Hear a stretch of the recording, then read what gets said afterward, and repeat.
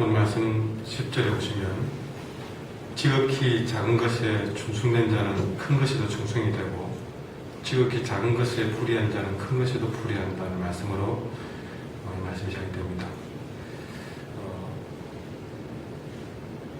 오늘 이 말씀이 우리에게 어떤 의미인지를 새벽에 한번 묵상할 수 있기를 바랍니다. 오늘 말씀을 다시 해보면 어제 말씀에서 불의한 청지기에 대한 비유로 불의의 재물로 친구를 사귀라. 그러니까 우리가 세상 재물을 가지고 사람을 살리는 일에 하나님을 섬기는 일에 제대로 사용을 하는 것이 필요하다 하는 말씀을 했는데 계속 오늘도 어제 말씀에 이어지는 것입니다. 자, 보시면 반복적으로 단어를 달리 쓰면서 똑같은 말을 하고 계신데요. 10절에 보시면 지극히 작은 것에 충성된 자라 했습니다. 지극히 작은 것은 앞에 9절에 불의의 재물과 같은 말로 다시 말하면 지극히 작은 것은 세상 재물을 말합니다. 그리고 그러면 큰 것은 뭐냐? 이거는 천국의 부활을 말합니다.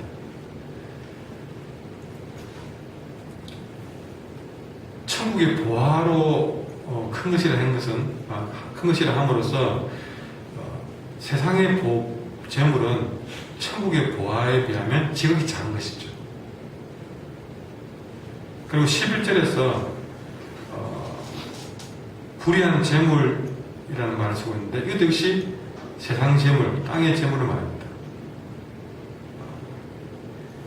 그에 반해서 누가 참된 것으로 했습니다. 이 참된 것은 천국 부활을 가리킵니다. 왜 그러냐? 불의한 재물이라고 할 때는 이 세상의 부와 재물은 불의하다. 다시 말해서 헛되다는 것이죠. 그에 비해서 천국 부활은 참된 것입니다. 그러니까 같은 말을 반복하는데 다르게 표현하고 것이죠. 12절에도 보면 너희가 만일 남의 것에 충성하지 않으면 누가 너희의 것을 너희에게 주겠느냐? 남의 것이라고 하는 것도 역시 세상 재물을 말합니다. 왜 남의 것이 세상 재물이냐? 세상 재물은 우리의 것이 아닙니다. 하나님의 것입니다. 여기서 말하는 남은 하나님을 말합니다. 우리는 단지 그 재물의 청지기일 뿐, 그 재물의 주인은 하나님의 것이라는 것을, 우리 하나님의 것을 맡은 자로서 우리는 남의 것이라 하시는 것이죠. 그러나 이 세상의 재물은 남의 것, 하나님 주신 것이지만 그는 분명히 너의 것은 천국의 부활을 말합니다. 천국의 부활은 천국에서 영원히 내가 누릴 하나님 주신 기업이기 때문에 하나님이 우리에게 주신 것입니다. 그러니 천국의 부활은 영원히 누리는 것이기 때문에 바로 우리의 것이 된다고 해도 과언이 아닌 것이죠. 그러니 10절과 11절과 12절은 세상 재물과 천국의 보물을 계속적으로 반복해서 말하는 것이죠. 그럼 이걸 종합해 보면 10절의 말씀에서 다시 정리해 보셨습니다. 지극히 작은 것, 세상의 재물에 충성된 자는 천국의 보화에도 충성이 되고 세상 재물에 불의한 자는 큰 것, 천국의 보화에도 불의한다. 그러니 너희가 만일 세상 재물에 충성하지 않으면 어떻게 천국의 보화를 맡기겠느냐? 너희가 만일 세상 것에 세상 재물에 충성치 않냐면 어떻게 너희에게 천국 보화를 주겠느냐? 이런 얘기를 번역해서 말씀드리는 것입니다. 여러분, 여기서는 성도의 바른 물질 생활에 대해서 말씀해 주고 있습니다. 여러분, 우리가 이 땅에 하나님 우리에게 준 재물, 돈을 말하셨습니다. 여러분, 하나님 우리에게 주신 돈을 가지고 우리는 천국의 부활을 가질 수 있는가 없는가, 이걸 맡길 수 있는가 없는가를 가늠을 하셨다는 것이죠. 월급을 통해서 하나님이 우리에게 돈을 주십니다. 또 사업을 통해서 우리에게 돈을 주십니다. 여러분, 어떤 방법이든 용돈을 받든 또 직장에 나가든 사업을 했든 장사를 했든 번 돈들이 있을 겁니다. 하나님은 내게 그런 세상의 재물을 주셨습니다. 그거는 지극히 작은 것입니다. 그리고 그것은 하나님이 내게 맡겨주신 하나님의 것입니다. 우리가 여기에 충성된 것. 여러분은 이 재물로 충성하는 것이 무엇일까? 생각해 봤습니까? 재물로 충성하는 것은 여러분 그 물질을 제대로 쓸 줄 아는 사람은 이 물질을 어떻게 버느냐가 아닙니다. 하나님 우리에게 용돈으로든 사업으로든 아까 남의 것이라 했지 않습니까? 하나님이 내게 맡겨준 것입니다. 자, 어떻게 쓰느냐? 어떤 방법이든 간에 장사를 했든 어떻게든 하나님이 내게 우리 손에 주실 때는 이걸 어떻게 쓰는지 맡겨주신 것입니다. 자, 이제부터는 거기에 어떻게 충성되느냐? 이 지극히 작은 것에 대해서 하나님이 어떻게 하는가를 열심히 보고 계신다는 것이죠. 자, 우리가 하나님의 것을 맡은 자로서 그것을 어떻게 사용하느냐, 충성되느냐, 여기에 천국의 보물이 좌우된다는 사실입니다. 여러분은 오늘 말씀을 듣고 내가 돈 씀씀이를 어떻게 하는가를 분명히 다시 한번 가계부를 두시든 어떻게 하든 정리해 보셔야 됩니다. 어떤 경로로 내가 하나님 맡겨준 이 돈에 충성하고 있는지, 사용을 하고 있는지, 그 돈을 쓸 때 내 마음은 어떤 상태인지 점검하셔야 됩니다. 하나님 어떻게 생각하시느냐?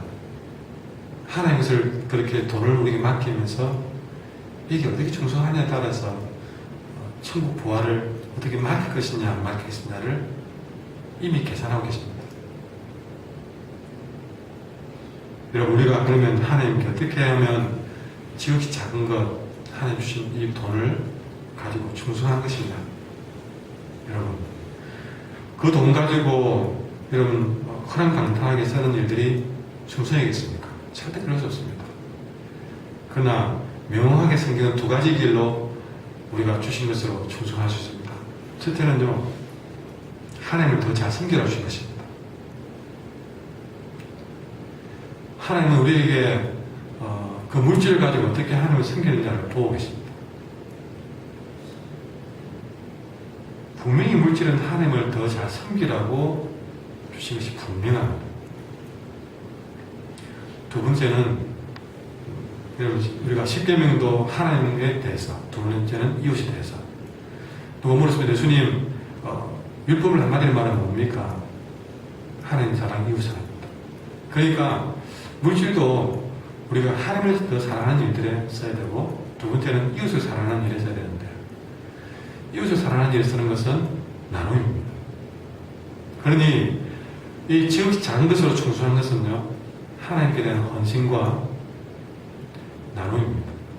그 헌신과 나눔으로 충성을 가늠할 수 있는 것이죠. 이 땅에 주신 것으로서 하나님께 충성하지 못하고 헌신하지 못하고 이웃에게 나누지 못한 이런 사람에게 어떻게 큰 것으로 천국의 부활로 함께 하겠느냐 하겠습니다.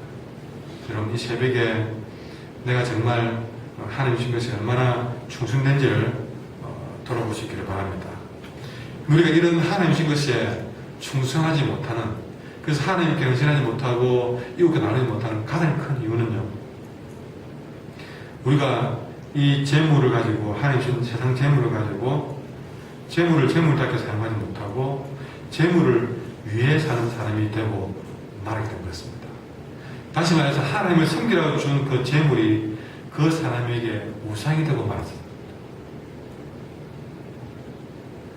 우리가 그 재물을 가지고 하나님 헌신하지 못하고 이웃과 나누지 못하게 되면 이미 그 사람에게 그 재물이 우상이 되어서 이제는 그 재물을 섬기는 사람이 되고 만 것입니다.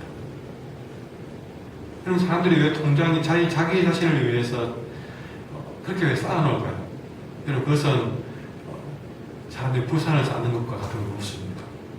점점 그것을 의지하기 시작하고 거기서 점점 자기도 모르는 가운데 그 재물을 위해 사는 인생이 되게 되고 그 돈 모으는 인생이 되게 되고 그 돈을 섬기는 사람이 되고 있다는 것입니다.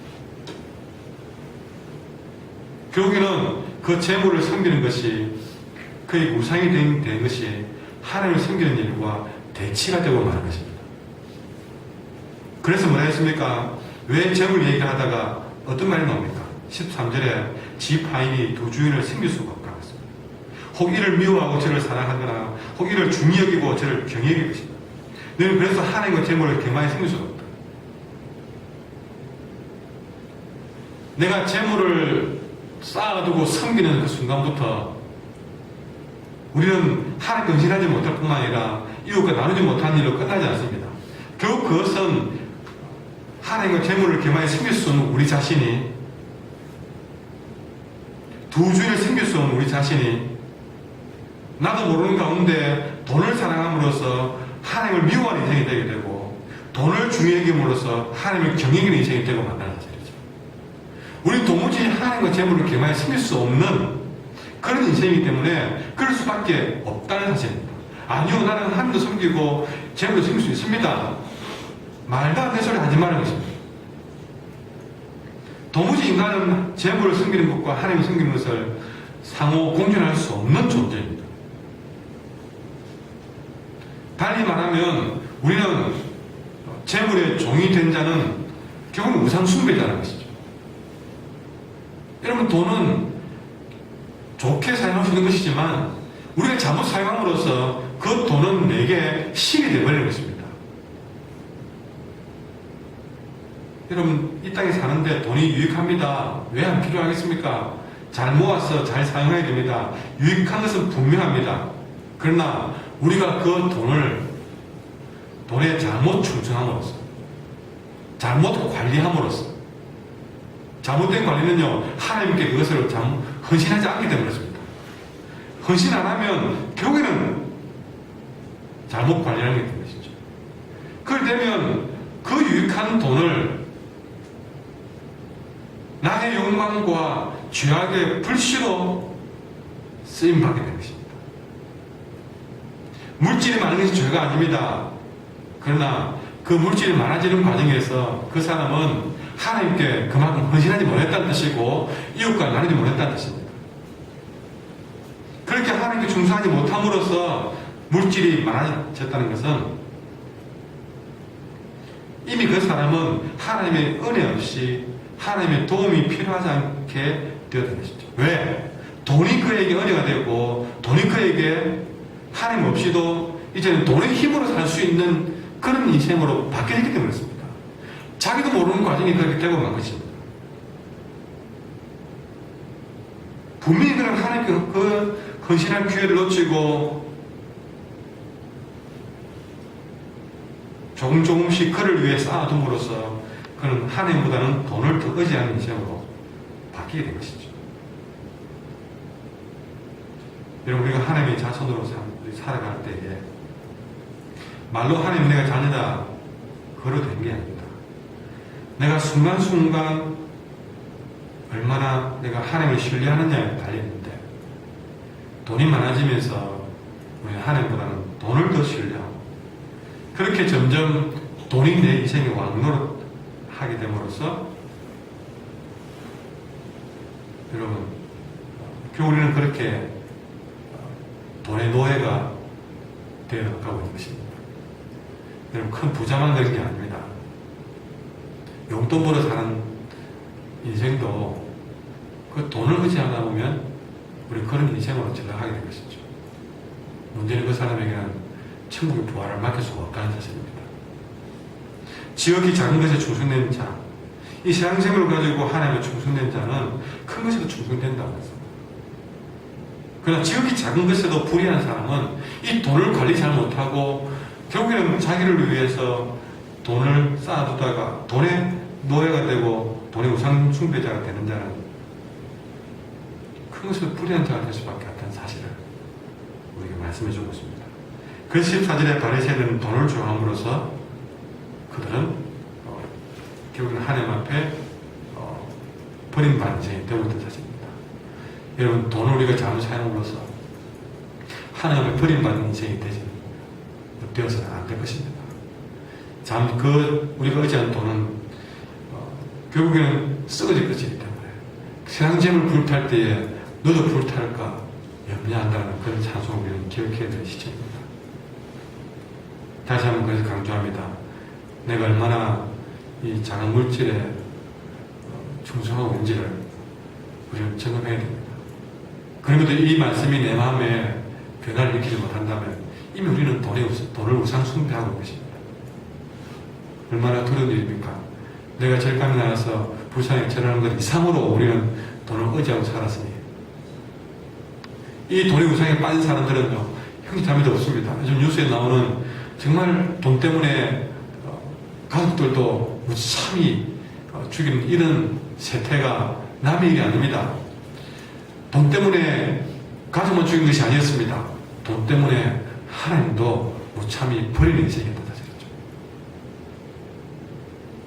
그것보다 더한 우리는 눈에 보이는 살인을 하지 않았지만 우리는 그보다 더 큰 영적인 살인자로서 돈을 택하고 돈에 충성하고 하나님을 버리는 그런 정말 천류를 넘어서는 그런 우리 인생이 되고 만 것이죠. 그냥 한 푼 두 푼 쓰는 것이 그냥 이래 썼다 말고 말았다 끝날 문제가 아니라는 사실을 오늘 새벽에 말씀을 경고하고 있습니다. 지금 이 작은 일에 충성합시다. 기도하겠습니다. 하나님, 참으로 하나님을 더 잘 섬기라고